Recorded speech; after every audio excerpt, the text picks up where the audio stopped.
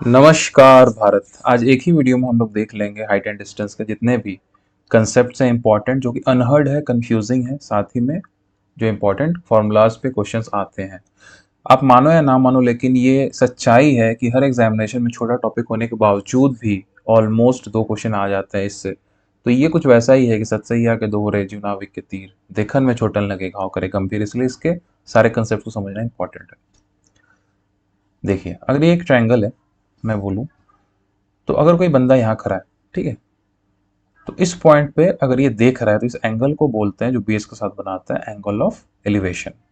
Clear? Same situation है, same, बिल्कुल same है। बट अब ये बंदा यहाँ ना खड़ा होके यहाँ खड़ा है, और ये टावर के या बिल्डिंग के छत से नीचे इस पॉइंट की ओर देख रहा है। अब ये जो एंगल बनाएगा इस सरफेस के साथ, ये जो यहाँ पे मार्क किया हुआ है डॉट डॉट से रेड में, ये जो बनाएगा इसके साथ में ये एंगल, इसको बोलते हैं थीटा, और इसको एंगल ऑफ डिप्रेशन बोलते हैं। बहुत लोगों को क्या लगता है कि अगर कोई बंदा यहाँ खड़ा है और ये यहाँ पे देख रहा है किसी को, तो ऑब्वियसली ये एंगल और ये एंगल तो सेम ही होंगे ना, ऑल्टरनेट एंगल्स होते हैं तो सेम ही होंगे। बट एंगल ऑफ डिप्रेशन ये होता है, ना कि ये होता है एंगल ऑफ एलिवेशन ही होगा अगर ये बंदा यहाँ पे खड़ा होगा तो।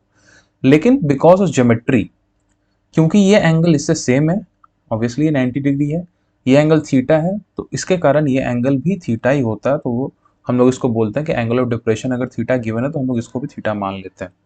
ठीक है, बट ये एंगल ऑफ एलिवेशन होता है, एंगल ऑफ डिप्रेशन यही होता है। डिप्रेशन का मतलब ये होता है किसी चीज को नीचे दबा के देखना। क्लियर? चलिए, अब आते हैं हम लोग मैजिकल ट्रायंगल्स की ओर। अगर आपने ट्रिग्नोमेट्री के बाद चीजों को समझा है, ट्रिग्नोमेट्री को, तो ट्रिग्नोमेट्री के बाद आता है हाइट एंड डिस्टेंस। अगर आपने मैजिकल फिगर्स और मैजिकल ट्रायंगल्स को समझ लिए तो आपका सारा कंसेप्ट ही क्लियर है, फिर आपको कुछ भी एक्स्ट्रा करने की जरूरत नहीं है, मैक्सिमम क्वेश्चन बन जाएंगे। अब देखिए, एक ट्रायंगल है, फॉर एन एग्जांपल एबीसी मान लो, ठीक है, ये एंगल आपका 30 गिवन है। आपको हमेशा ये चीज याद रखना है, अगर जब भी 30 गिवन होगा तो जिस बेस पे 30 बना हुआ है वो √3 होगा। ठीक है, √3 होगा, और ठीक उसके ऑपोजिट वाला, एंगल का ऑपोजिट वाला 1 होगा। यानी कि ऐसे बोलो तो परपेंडिकुलर, बेस और हाइपोटेनस जो होगा वो हमेशा 2 होगा। अब ये कैसे होगा, इसको मैं एक सवाल के थ्रू आपको समझाता हूँ। फॉर एन एग्जाम्पल, मान लो एक ट्रायंगल गिवन है, ठीक है, एबीसी एक ट्रायंगल गिवन है आपके पास, यहाँ पे ये 90 डिग्री है। अगर मान लो ये 100 गिवन है, ठीक है, और ये एंगल आपका गिवन है 30। अब देखिए, प्रॉब्लम क्या है कि जो बेसिक तरीका है वो कहता है कि आप tan 30 लिखोगे अगर आपसे कहा जाए कि BC निकालना है, ये निकालना है, और या फिर आपसे कहा जाए कि ये निकालना है। दोनों तरीका है, या तो आप tan 30 लोगे या तो आप sin 30 लोगे, उसके बाद आप उसको पुट करोगे वैल्यू, टाइम जाता है, टाइम किल होता है।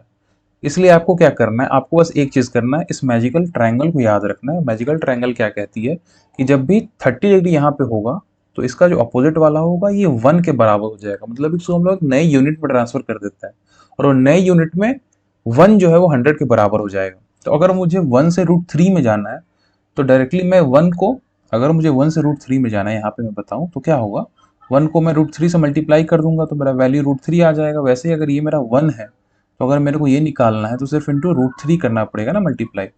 तो ये बेस कितना हो जाएगा, 100√3। क्लियर?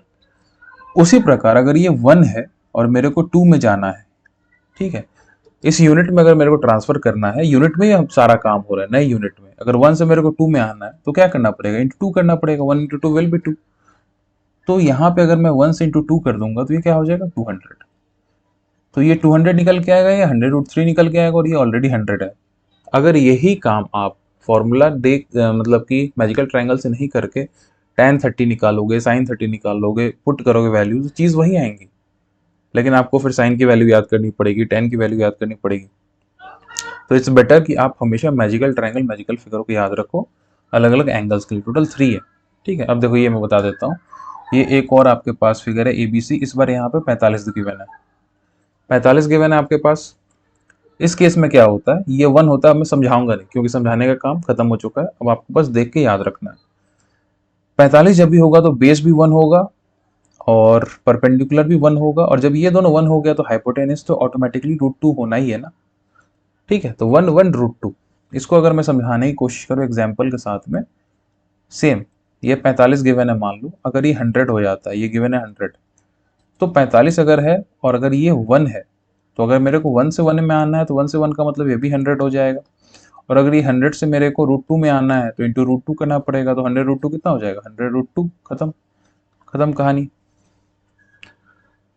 कहानी खत्म, पैसा हजम। ठीक है, आगे चले। 45 का हो गया, अब 60 का देखो। 60 में 30 का ठीक उल्टा होता है। 30 में क्या था, बेस के साथ 30 था। 60 में क्या है कि ऑपोजिट में √3 होता है, और 30 में क्या था कि यहाँ पे 30 और बेस √3 था, और यहाँ पे 1 था। 60 में उसका उल्टा है, यहाँ पे √3 हो जाएगा, बेस में 1 हो जाएगा। सेम सिचुएशन, सेम सिचुएशन अगर मैं बोलूँ, ये 60 गिवन है, ठीक है, ये अपना 100 है। अब देखो थोड़ा सा आपको समझने में तकलीफ हो सकती है यहाँ पे, इसलिए थोड़ा सा अच्छे समझा देता हूँ। अब आपको यहाँ पे सब निकालना है, कैसे निकलेगा। 100 जो है √3 के बराबर है, ठीक है। अगर मेरे को √3 से 1 में आना है तो क्या करना पड़ेगा, डिवाइडेड बाई √3 करना पड़ेगा, है कि नहीं। √3 को अगर मैं √3 से डिवाइड कर दूंगा तो 1 आ जाएगा। उसी प्रकार 1 में अगर मुझे आना है तो 100/√3 हो जाएगा। अब देखिए, अब मेरे को 1 से इसमें जाने के लिए क्या करना पड़ेगा, इंटू 2 करना पड़ेगा, तो ये मेरा 1 हो गया। अब मेरा ये 1 हो गया, ऐसे समझो, हर यूनिट में ये अपने आप को चेंज करेगा। अब ये मेरा 1 हो गया, 1 से मुझे 2 में जाना है तो इंटू 2 करना है। इसको मैंने 1 से 2 में कर दिया, 2 कर दिया, इंटू क्या हो जाएगा, 200/√3। वो अलग बात है, आप इसको रैशनलाइज कर सकते हो, that is a different thing. 200/3 into √3 हो जाएगा, कोई दिक्कत नहीं है। बट ये चीज आपको ऐसे याद रखनी है, ये मैजिकल ट्रायंगल्स बहुत काम आने वाले हैं। आपका 95% सवाल इसी से बन जाएगा, और जो सवाल नहीं बनेगा उसके लिए ये रहा फॉर्मूला। अब देखो ये क्या है, ये सवाल कहता है, ये आपको याद रखना है, ठीक है, इंपॉर्टेंट, इंपॉर्टेंट। ये सवाल क्या कहता है, ये सवाल कहता है कि अगर कोई ट्रायंगल है, ट्रायंगल क्या मतलब, समझो कि ये आपका एक बिल्डिंग है, ठीक है, जिसका हाइट h है। कोई पॉइंट है यहाँ पे, और एक कोई पॉइंट है यहाँ पे। यहाँ से एंगल ऑफ एलिवेशन थीटा है, और यहाँ से एंगल ऑफ एलिवेशन 90 - थीटा। इसका मतलब क्या हुआ, इसका मतलब हुआ कि बोथ एंगल्स, ये लिखना इंपॉर्टेंट है, बोथ एंगल्स आर कंप्लीमेंट्री। अब कंप्लीमेंट्री जिनको पता नहीं मैं बता दूं, कंप्लीमेंट्री का मतलब होता है कि किसी भी दो चीज का सम जो है वो 90 होना चाहिए। अगर मैं इसको और इसको जोड़ूं तो वो 90 हो जाएगा, और ऐसा आपको सवाल में दिया हुआ रहेगा कि एंगल्स आर कंप्लीमेंट्री, ठीक है, दे दिया आपको। आपसे बोला बोला जाएगा कि ये जो हाइट है ये बताइए, तो आपको डायरेक्टली याद रखना है कि h इज इक्वल टू क्या होता है, √AB। अब a और b क्या है, a जो है उसी बिल्डिंग से या पोल से या कुछ भी, जो भी है वो लैडर है, जो भी है, वहां से एक से डिस्टेंस a है और दूसरे पॉइंट से डिस्टेंस b है। कुछ भी हो सकता है, आपको उतना माथा पैची करने की जरूरत नहीं है कि कौन सा a है कौन सा b है, क्योंकि a और b प्रोडक्ट में है। You don't need to worry anything about it, just remember the formula, put it there, बात खत्म, ठीक है। अब देखिए, एक दिमाग में ये भी आ रहा होगा लोगों की, यार यहाँ पे तो दोनों एक ही साइड हो गया, है कि नहीं, दोनों पॉइंट एक ही साइड हो गया। अगर हम लोग इस पॉइंट को दूसरे साइड कर ले, मान लो एक पॉइंट यहाँ हो गया, ये अपना बिल्डिंग हो गया, और दूसरा पॉइंट यहाँ हो गया, तो क्या फॉर्मूला चेंज होगा, क्योंकि यहाँ से फिर डिस्टेंस b है, यहाँ से फिर डिस्टेंस a है, या फिर उल्टा भी हो सकता है, कोई दिक्कत नहीं है। तो इसका जवाब है नहीं, फॉर्मूला सेम ही रहेगा, कोई भी कंडीशन हो। कंडीशन सिर्फ एक है कि एंगल जो है वो कंप्लीमेंट्री होने चाहिए, 30-60 होना चाहिए, ऐसा कुछ 15-75 होना चाहिए, ठीक है, 80-10 होना चाहिए। हो सकता है आपको 80-10 भी दे दे और बोले कि अब हाइट निकालो, आप फंस जाओगे कि यार 80 का तो मेरे को वैल्यू पता नहीं है। लेकिन आपको सिर्फ डिस्टेंस से मतलब है कि पहले पॉइंट का डिस्टेंस बिल्डिंग से कितना है और दूसरे पॉइंट का डिस्टेंस बिल्डिंग से कितना है, बात खत्म। Height is equal to √a/b, ठीक है, क्लियर है। तो ये कंसेप्ट, ये फॉर्मूला आप याद रखना बहुत जरूरी है। एक और कंसेप्ट है इसी से रिलेटेड, थोड़ा सा कॉम्प्लेक्स है। अब ये कंसेप्ट समझिए, मैं थोड़ा सा लिख के लाया ताकि आपको समझ में आए कि ये क्या कहना चाहता है। ये बोल रहा है कि एंगल ऑफ एलिवेशन, ठीक है, let me change the colour of the pen. ये बोल रहा है कि angle of elevation from the top and bottom of a tree, ये मेरा ट्री है, ठीक है, ये मेरा ट्री है, this is my tree. Angle of elevation from top and bottom, इसके टॉप और बॉटम से to the top of a building, ये मेरा बिल्डिंग है, ये वाला मेरा बिल्डिंग है। बोल रहा है यहां से टॉप से एंगल x है, और इसी ट्री के बॉटम से इस बिल्डिंग के टॉप का एंगल y है, ठीक है। और आपसे कहा गया कि ये ट्री जो है इसकी हाइट h है, ये गिवन है यहाँ पे। ट्री की हाइट h है। अब आप बताइए कि बिल्डिंग की हाइट क्या होगी। ये सवाल अगर आप बनाने जाओगे परीक्षा में नहीं बनेगा, 3 नंबर आपका छूट जाएगा, या तो ये प्री में आ गया या तो ये आपका मेन में आ गया, मेंस में। तो इसके लिए आपको क्या करना है, आपको डायरेक्टली इसका फॉर्मूला याद रखना है कि कैपिटल एच जो है ना, यानी कि हाइट ऑफ द बिल्डिंग क्या होता है। हाइट ऑफ द बिल्डिंग होता है एच, एच का मतलब height of the tree into cot x divided by cot x minus cot y. ये फॉर्मूला आप याद रखिएगा। यहां पे आपको कोई भी एक चीज मिसिंग हो सकता है कोई एंगल मिसिंग हो जाए, हो सकता है कोई बिल्डिंग का ना पूछ के आपको ट्री का हाइट पूछ दे, कोई एक यहाँ पे मिसिंग हो सकता है। इसलिए आप इस चीज को याद रखिएगा कि it is H cot x upon cot x minus cot y, capital H. Condition क्या है कि जो छोटा स्ट्रक्चर है, ट्री है, बिल्डिंग है, पोल है, कुछ भी है, उसके टॉप और उसके बॉटम से दूसरे का टॉप पे ही एंगल बनेगा। ऐसा नहीं है कि फिर एक का टॉप से दूसरे का बॉटम, नहीं, ये कंफ्यूज नहीं होना है। क्लियर है? चलिए आगे आते हैं। ये आपको लग रहा होगा कि यार ये क्या है, बड़े मसले मसाइल आ जाएंगे आपके दिमाग में कि इसको कैसे सॉल्व करें, तो कुछ बता ही नहीं रहा है। ये एक स्पेशल प्रॉब्लम है, स्पेशल। जैसे आप लोग स्पेशल हो मेरे लिए, वैसे ही एक स्पेशल प्रॉब्लम है। इस प्रॉब्लम को कैसे करना है ये देखिए। ऐसे सवालों में आप थोड़ा ध्यान दीजिएगा। अगर कोई ऐसा सवाल आपको मिलता है, ठीक है, बी सी, या बी सी तो गिवन है, रुक जाओ यार, सी डी कर देता हूँ, सी डी, ठीक है।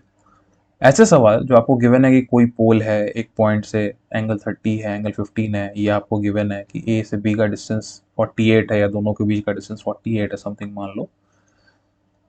आप इसको मैजिकल ट्रायंगल में अगर डालने की कोशिश करोगे तो थोड़ा सा आपको कंफ्यूजन होगा कि ये 30 है, फिर ये 15 है, 15 का तो मैजिकल ट्रायंगल बनता भी नहीं है, तो फिर एंगल पे कैसे जाएंगे। ऐसे सवालों को सॉल्व करने का एक बहुत बेहतरीन तरीका है कि आप देखो, अगर ये 30 है एंगल, तो इधर वाला एंगल कितना हो जाएगा, angle of straight line is 180, तो ये कितना हो जाएगा, 150, है कि नहीं, 150 रुपया देगा, तो ये 150 हो गया आपका। अब देखिए किसी भी ट्रायंगल में सिंपल सी बात है, सम ऑफ द एंगल्स आर 180। अगर ये 150 हो गया, ये 15 है, तो इसको 15 ही होना पड़ेगा ना भाई साहब, इसको 15 ही होना पड़ेगा क्योंकि इनका सम 30 होगा। क्लियर है? अब देखिए, जैसे ही द मोमेंट ये एंगल 15 हो गया, ये आपका एक आइसोसेलेस ट्रायंगल बन गया, जिसमें क्या होता है, जो दो एंगल इक्वल होते हैं उसी के दो साइड भी इक्वल होते हैं। इसका मतलब कि अगर ये मेरा 48 है, तो ये जो लेंथ है ना, ये साइड, ये देख रहे हो पिंक से जो मैं कर रहा हूँ, ये भी 48 ही हो जाएगा। अब आप बोलोगे 48 मैंने क्यों लिखा, क्यों निकाला? कारण है। कारण क्या है कि जैसे ही देखो ये 48 मुझे मिल गई, ठीक है, ये 90 डिग्री है, ये 48 है, इसका लेंथ, ये एंगल 30 है। अब 30 का मैजिकल ट्रायंगल क्या कहता है, 30 का मैजिकल ट्रायंगल कहता है कि ये 2 होगा।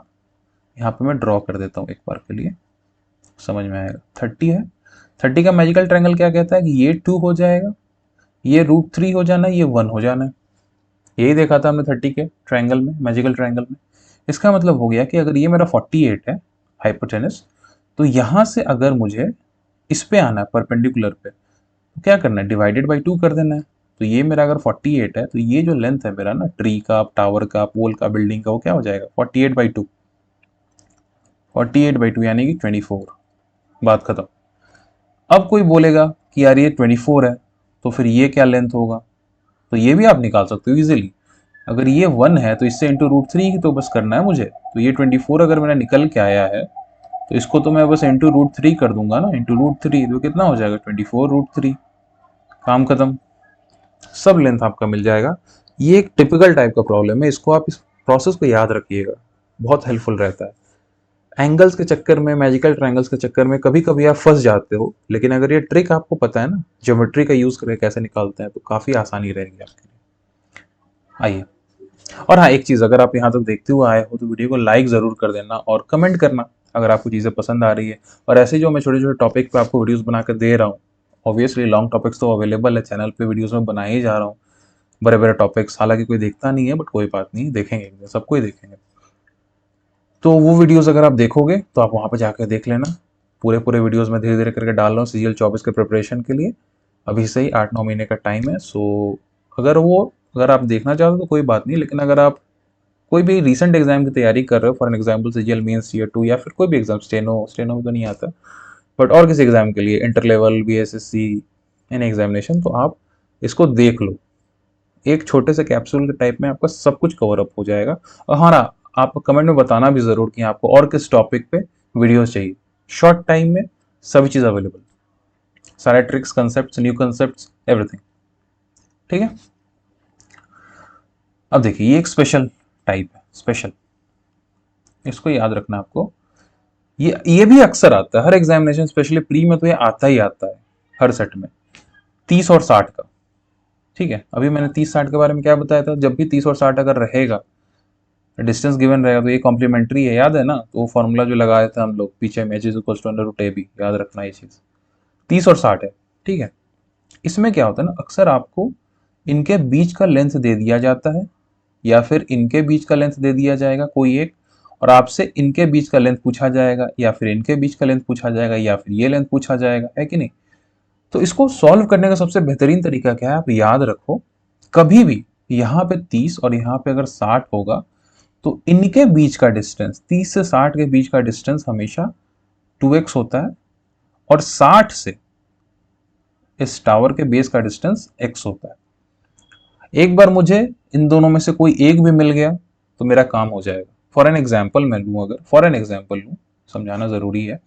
अगर मान लो ये 30 है, ये 60 है, ठीक है, मेरे से पूछा कि ये हाइट बताओ क्या होगा, और मुझे इनके बीच का 24 दे दिया डिस्टेंस। अब मैं इसको सॉल्व करने जाऊंगा, घुमा फिरा के सॉल्व करूंगा, जो मैंने पीछे का तरीका आपको बताया था, तो आएगा, लेकिन उसके लिए मुझे थोड़ा काम करना पड़ेगा ना। इट्स ऑल अबाउट टाइम, जितना टाइम आप बचा सकते हो उतना अच्छा है। और ये सब चीजें जो कंटिन्यूअसली आ रही है एग्जामिनेशन में, उसमें आपको चीजों को याद रखना चाहिए, जिससे कि टाइम बचे। अब जैसे ये 24 हो गया, ठीक है, ये 24 है, ये गिवन है मेरे पास। मुझे पता है कि क्योंकि ये 30 है और ये 60 है, आई नो दिस, कि ये 30-60 होगा, तो क्या होगा, ये अगर 24 है तो ये डिस्टेंस 12 हो जाना है। ठीक है, तो ये 12 हो गया डिस्टेंस, क्योंकि इसका 2x है तो ये x हो जाएगा, और 60 के लिए मुझे पता है कि ये जो है आपका 1 होता है, तो ये √3 हो जाता है। 1 से √3 के लिए क्या करना पड़ेगा मुझे, बताइए, √3 से इंटू करना पड़ेगा बस, तो ये आपका हो जाएगा 12√3, है कि नहीं। तो सेकंड में सवाल बन सकते हैं, या फिर आपसे कोई भी चीज पूछ दे, ये डिस्टेंस पूछ दे, कुछ भी पूछ दे, लेटर दे दे, कुछ भी दे दे, ये चीज आप याद रखो, बन जाएगा सवाल। ठीक है, चलिए, अब इससे ज्यादा कुछ भी नहीं है, इससे ज्यादा कुछ भी नहीं आने वाला है हाइट एंड डिस्टेंस में, हाइट एंड डिस्टेंस में। ठीक है, अब आपका काम क्या है, यहां तक आया तो वीडियो को लाइक करना है, शेयर करना है, सब्सक्राइब करना है, ठीक है, और कमेंट करना है। ऑब्वियसली लास्ट में क्या मैं बोलता हूँ, thank you from mildly thoughtful. माइंडली thoughtful, बहुत लोग सर्च करते हैं, माइंडली थॉटफुल नहीं यार, ये माइंडली नहीं है, ये माइल्डली है। It's mild, it's less, it's petite, it's subtle, और कितने सिनोनिम्स बोलो यार। ठीक है, चलो, that is enough for today. चलिए, नेक्स्ट वीडियो में मुलाकात होगी, तब तक के लिए गुड बाय, सी यू, जय हिंद।